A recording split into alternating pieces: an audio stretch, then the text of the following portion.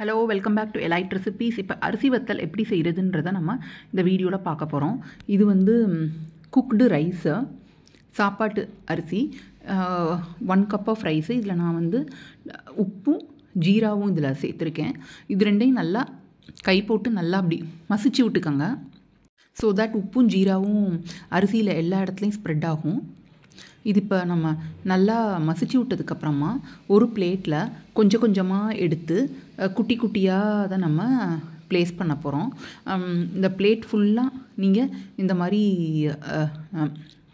கொஞ்சம் கொஞ்சமாக கிள்ளி வைங்க.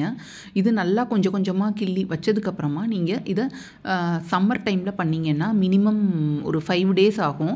5 days மார்னிங் சம்மரில் டைமில் சன்னுக்கு அடியில் எடுத்து வச்சுருங்க. அதுக்கப்புறம் வெயில் போயிடுச்சுன்னா அதுக்கப்புறம் வீட்டுக்குள்ளே வச்சுருங்க. இதே மாதிரி ஒரு 5 நாள் எடுத்து வச்சிங்கன்னா உங்களுக்கு இந்த ரைஸ் எல்லாமே நல்லா காஞ்சிரும். நல்லா காஞ்சிருச்சுன்னா அதுக்கப்புறம் நீங்கள் உங்களோட வெசலில் கண்டெய்னர் பாக்ஸில் ஸ்டோர் பண்ணி வச்சுக்கலாம். இது நல்லா மோர் தென் 1 yearக்கு மேலே கெட்டு போகாமல் இருக்கும். வண்டு பூச்சிலாம் வராமல் இருக்கணும்னா நீங்கள் இந்த பிளேட்டு ப்ளஸ் நீங்கள் செய்கிற பக்குவம் வந்து ரொம்ப நீட் அண்ட் க்ளீனாக இருக்கணும், தண்ணி படாமல் இருக்கணும். அப்போ உங்களுக்கு இந்த வடகம் நல்லா மோர் தென் 1 yearக்கு மேலே வச்சு நம்ம யூஸ் பண்ணலாம். இந்த பக்குவத்தில் நீங்கள் செஞ்சீங்கன்னா உங்களுக்கு வடகம் வத்தல் வந்து எண்ணெயில் பொரிக்கும் போது எண்ணெய் குடிக்காமையும் இருக்கும். ஸோ நம்ம வீட்டில் ஏதாவது ஃபங்க்ஷன்னா நம்ம சாதம் வைக்கிறோம், அந்த சாதம் வந்து மிச்சம் வருது. ஸோ லெஃப்ட் ஓவர் ரைஸ் வச்சு தான் இப்போ நான் இது செஞ்சுருக்கேன். இந்த ரைஸை வந்து நீங்கள் ஃப்ரிட்ஜில் லெஃப்ட் ஓவர் ரைஸ் எதுவும் இருந்ததுன்னா ஃப்ரிட்ஜில் ஸ்டோர் பண்ணிடுங்க. அப்புறம் அடுத்த நாள் இந்த மாதிரி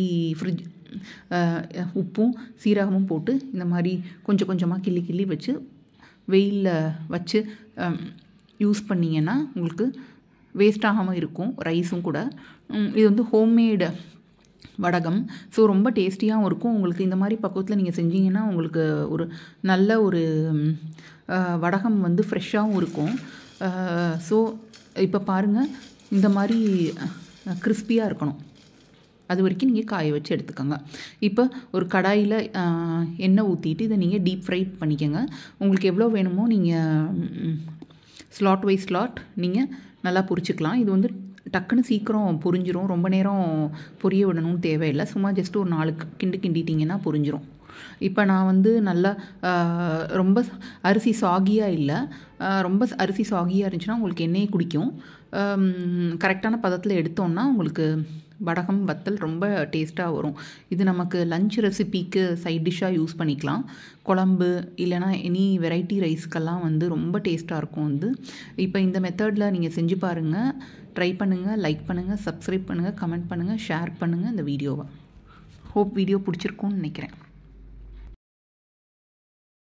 கண்டிப்பாக சின்ன குழந்தைங்களுக்கெலாம் ரொம்ப பிடிக்கும் இது. ஸோ லெஃப்ட் ஓவர் ரைஸ் எதுவும் இருந்ததுன்னா வேஸ்ட் பண்ணாமல் இந்த மாதிரி நீங்கள் ட்ரை பண்ணி பாருங்கள்.